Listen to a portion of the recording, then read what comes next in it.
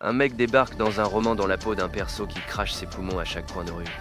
Le grand méchant l'a déjà dans le collimateur et ses souvenirs de sa vie d'avant sont en train de foutre le camp. Si tu kiffes les héros qui font tout pour ne pas finir comme le jouet d'un psychopathe, bouge pas, t'es au bon endroit. C'est le début de une sombre illusion. Le pauvre Sungwon est à deux doigts de passer l'arme à gauche, alors donne-nous un peu de force avec un like et en t'abonnant pour éviter que la chaîne ne nous fasse un malaise. Allez, on envoie la sauce! C'est le jour de la remise des diplômes. Tout le monde fait la fête et célèbre l'avenir. Mais ce gamin a moins envie d'être là qu'un lundi matin sous la pluie. Regardez-le, planté au milieu de la cour avec une tête d'enterrement qui gâche complètement la photo de classe. S'il fait tache dans le décor, c'est qu'il a ses raisons. Une connaissance l'interpelle pour qu'il se dépêche de rejoindre le groupe. Sauf que pour lui, ce ne sont que des parfaits inconnus. Car au fond, il n'est pas le véritable Seo Seongwon. L'âme qui habite ce corps est celle d'un intrus, parachuté ici il y a tout juste un an, et qui essaie encore de comprendre ce qui lui est tombé sur le coin de la figure. Quand il s'est réveillé pour la première fois dans cette réalité, ça a été la panique totale. Imaginez-vous ouvrir les yeux dans une maison inconnue, entouré de gens qui vous serrent dans leurs bras en vous appelant par un nom qui n'est pas le vôtre. Le pauvre gars a hurlé, s'est débattu dans tous les sens et a fini par s'évanouir sous le coup du stress. Des débuts pour le moins catastrophiques. Après plusieurs crises de nerfs et un séjour à l'hôpital, il a fini par capter dans quel pétrin il s'était fourré. Il n'avait pas voyagé dans le temps, il était resté coincé dans le roman que sa petite sœur l'avait forcé à lire. Sur le papier, Sungwon est un personnage secondaire qui a la belle vie, mais tout part en vrille à l'instant où il croise le grand méchant de l'histoire, un certain Tae Seong-jae. À partir de cette rencontre, son espérance de vie chute radicalement, comme celle d'un figurant dans un film d'horreur. Mais au-delà des galères à venir, le présent est déjà un désastre. Le corps dont il a hérité est en papier mâché. On dirait qu'il va se briser au moindre regard de travers. Le type n'a qu'une envie, c'est de rentrer chez lui. Mais dès qu'il essaie de se rebeller contre la situation, le monde se charge de le remettre à sa place. Regardez-le à cracher du sang avec une santé qui fait pitié. Il est tellement fragile qu'un simple éternuement un peu trop fort pourrait suffire à le rayer de la carte, avant même que le méchant ne retienne son nom. Apparemment, la transmigration n'inclut pas de mutuelle décente. Pour éviter les médecins, il n'a eu d'autre choix que de sortir le grand classique de l'amnésie. Ça a marché du tonnerre, mais voir les parents de Sungwon dans cet état de détresse lui retourne un peu l'estomac. Il déteste jouer la comédie, mais s'il veut garder la tête sur les épaules, il n'a pas vraiment d'autre option. Le problème, c'est que plus il passe de temps dans cette enveloppe, plus sa vie d'avant s'efface. Son nom, son visage, ses vrais amis, tout s'évapore. Ses souvenirs originaux ont une date de péremption, et l'univers du roman est en train de l'engloutir tout entier. De retour à la routine, le jeune homme observe les autres comme s'ils étaient des PNJ d'un jeu bas de gamme. Pour lui, prof et élèves ne sont que des personnages de papier sans âme, il attend juste que l'horloge tourne pour en finir avec ce prologue ennuyeux. Il sait qu'en entrant à la fac, les choses vont se gâter. C'est là qu'il doit croiser les protagonistes et devenir le jouet personnel de Tae Seong-jae. Son plan est de faire le dos rond, de laisser passer le cirque et de prier pour que ça suffise à le ramener chez lui. Mais le destin est impatient et quelqu'un l'a déjà dans le collimateur. Un type s'approche et lui sort qu'il n'a pas vraiment une tête de lycéen, qu'on voit à des kilomètres qu'il a déjà fait ses années de fac. Il reste pétrifié. Est-ce qu'il détonne à ce point ou est-ce que ce mec a un radar pour détecter les imposteurs? Et en parlant de problème, admirer le spécimen? Beau gosse, des piercings et des fossettes qui semblent avoir été sculptés uniquement pour ruiner la vie des gens. C'est le genre de joli cœur dangereux qui vous fait soupirer tout en vous plantant un couteau dans le dos. La rencontre qu'il redoutait tant est déjà là.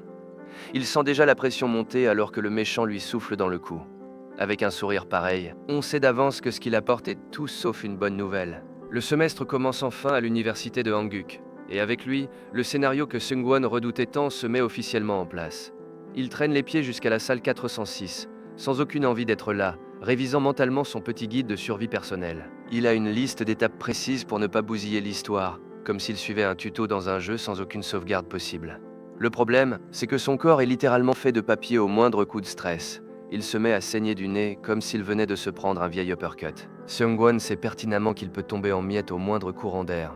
Alors pour s'épargner tout ennui, il a débarqué à la fac avant 7 heures du matin. Il s'est installé en solo dans la salle vide, attendant que le destin lui roule dessus. Mais il était tellement rongé par l'angoisse qu'il a fini par s'écrouler de sommeil sur son bureau. Une main sur l'épaule le tire de sa transe, et quand il lève les yeux, son cœur manque de lâcher.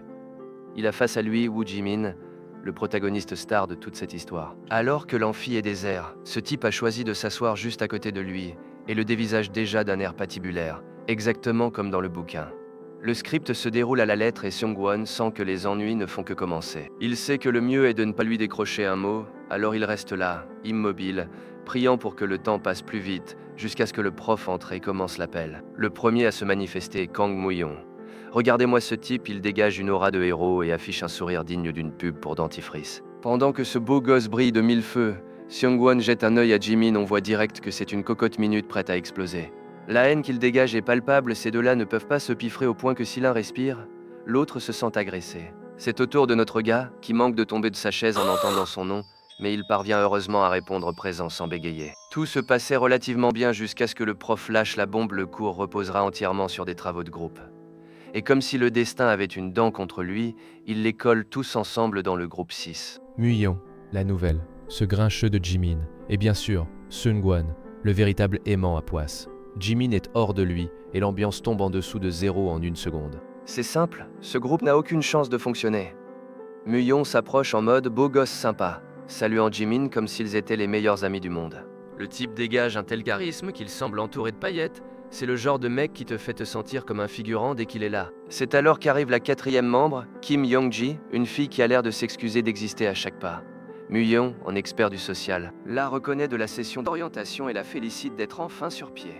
Jimin, lui, ne cherche même pas à cacher son dégoût, il reste de marbre, et on voit bien qu'il n'a qu'une envie, se barrer. Muyon tente d'intégrer Seung-won et se présente humblement, précisant qu'il est un peu plus âgé car il a pris une année sabbatique. Mais Seung-won ne gobe pas son histoire. Une année sabbatique, mon œil, ouais. Il le sent venir, ce n'est pas une coïncidence. Il soupçonne le type d'avoir suivi Jimin jusqu'ici pour ne pas le lâcher d'une semelle. Sauf que Jimin n'est pas là pour plaisanter et coupe court à la discussion. Il pose ses conditions, si certains comptent se tourner les pouces, il ferait mieux de s'en aller maintenant. Il ne peut pas se permettre de perdre sa bourse, et il a la délicatesse de prévenir qu'il n'hésitera pas à les démolir si quelqu'un fait baisser sa moyenne. La pauvre Young-ji tremble déjà comme une feuille et Seung-won comprend qu'il ne faut pas rigoler avec ce taré. Pour calmer le jeu avant que Jimin n'exécute quelqu'un, il propose de créer un groupe de discussion pour s'organiser. Mais alors qu'il finit à peine sa phrase, son corps le trahit encore.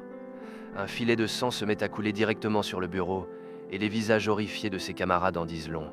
C'est quand même incroyable, il ne peut pas passer une minute tranquille sans que sa carcasse ne tombe en ruine devant tout le monde. Le groupe reste pétrifié en voyant l'hémorragie fulgurante qui vient de frapper le jeune homme. Mais Seung-won ne perd pas le nord, il nettoie tout si vite qu'en 2 secondes. Le banc est impeccable. Le bureau brille tellement qu'on le croirait neuf. Tout ça pour camoufler le carnage d'il y a un instant. Muyon le dévisage, mort d'inquiétude, mais notre protagoniste lui assure que c'est juste une bête allergie. Évidemment, personne n'est dupe, mais il décide de ne pas insister. Comme si de rien n'était, Muyen propose d'échanger leurs numéros pour créer un groupe de travail. Jimin, lui, ne fait aucun effort pour être aimable et réclame le téléphone de Seung-won d'un ton glacial.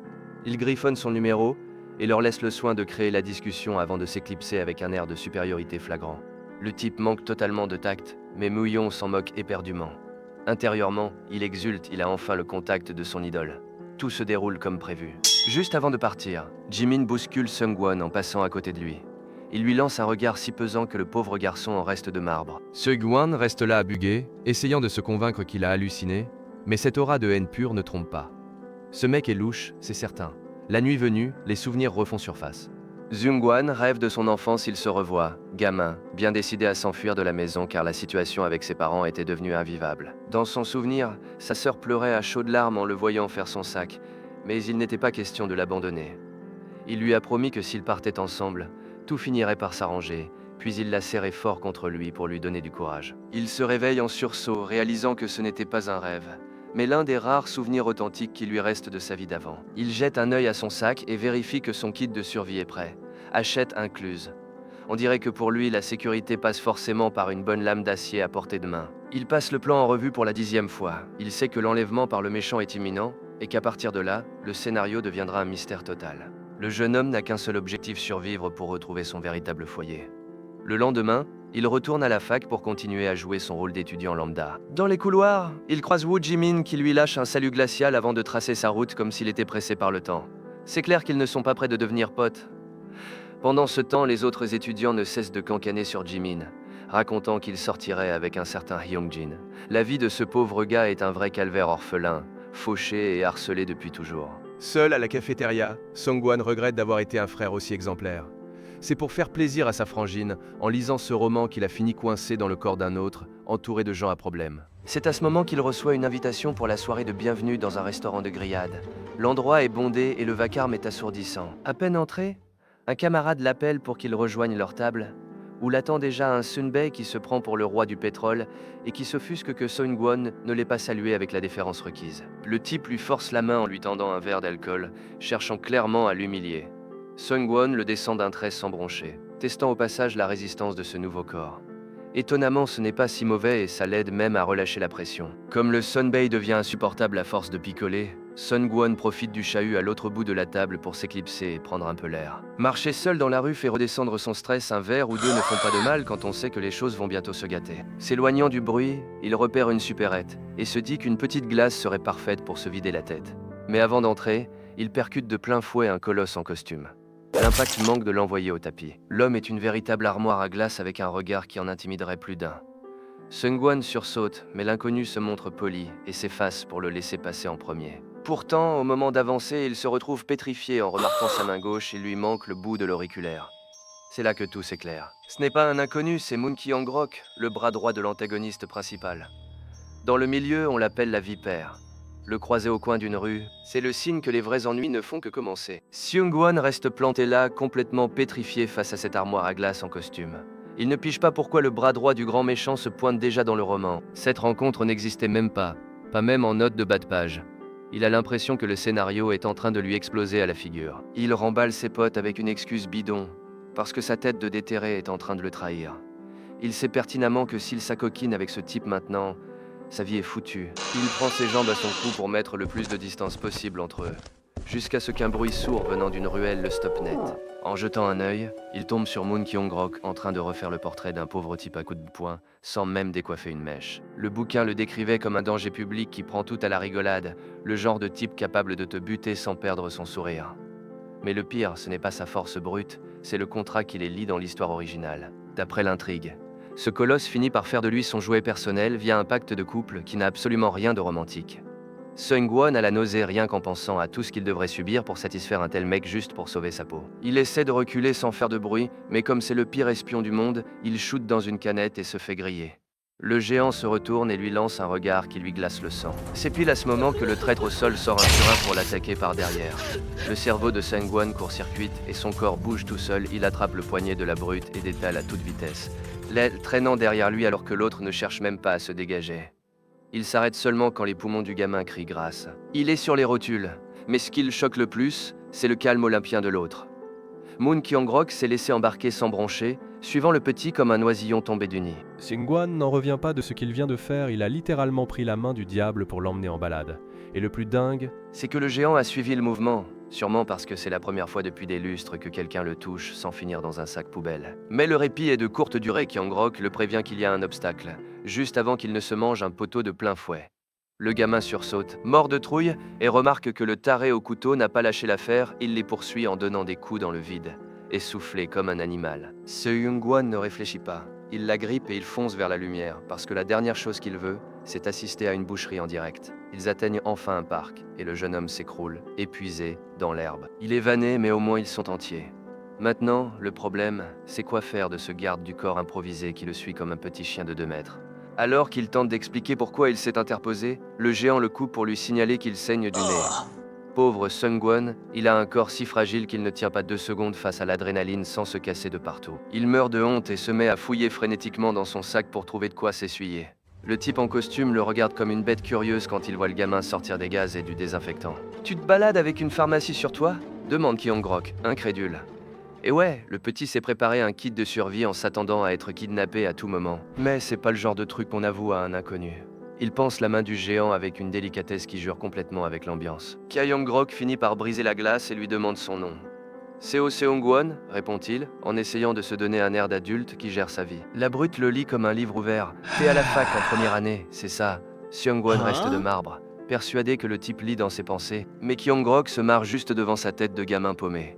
C'est là que ça devient dangereux pour les nerfs de Seung-won. Kyung-rok le fixe intensément et lui décoche un sourire à vous faire fondre. On voit sa fossette et ses piercings qui lui donnent un air de méchant de cinéma, le genre qui te bousille la vie. Mais pour qui tu ferais la queue juste pour qu'il recommence. Le garçon sent que son cœur va lâcher. Il ne sait pas si c'est le contre-coup de la course ou si le destin a un humour très tordu, mais avec le géant qui le regarde comme ça, et il sait qu'il n'a aucune chance de s'en sortir indemne. Il reste scotché par le physique de mannequin du type. Pendant un instant, il oublie tous les autres. parce que ce mec en costume lui vole tout l'oxygène. Son cœur bat à tout rompre, et il ne sait plus si c'est à cause de la course ou parce que l'autre le regarde avec ce style de tueur. Le type remarque que le jeune est rouge comme une tomate, et le garçon invente une excuse bidon sur l'alcool. Quand la Vibora lève la main, Sungwon ferme les yeux en attendant le coup. Le traumatisme du roman est gravé au fer rouge. Mais au lieu d'un coup de poing, il reçoit une caresse. Trop mignon, on dirait qu'il est en train d'apprivoiser un chien apeuré. Sungwon se rend compte que ce type n'a rien à voir avec le sadique décrit dans le livre.